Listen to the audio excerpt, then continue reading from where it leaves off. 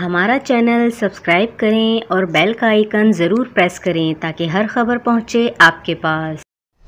اور یہاں آپ کو اہم خبر سے آگاہ کرتے چلیں کہ قطر میں 20 نومبر سے فیفا ورلڈ کپ 2022 کا آغاز ہونے جا رہا ہے۔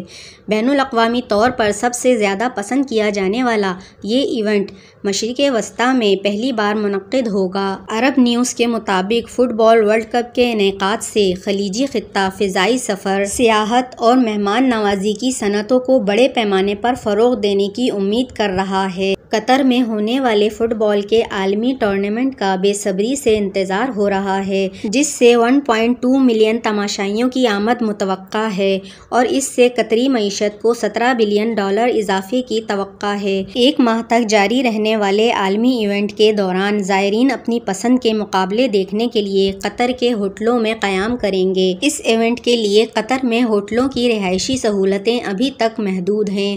مارچ کے مہینے تک ہوٹلوں کے 3000 کمرے تیار ہوئے ہیں، جو کہ سہولت سے کم ہیں، اور یہی کمی رہائشی نرخ بڑھا رہی ہے۔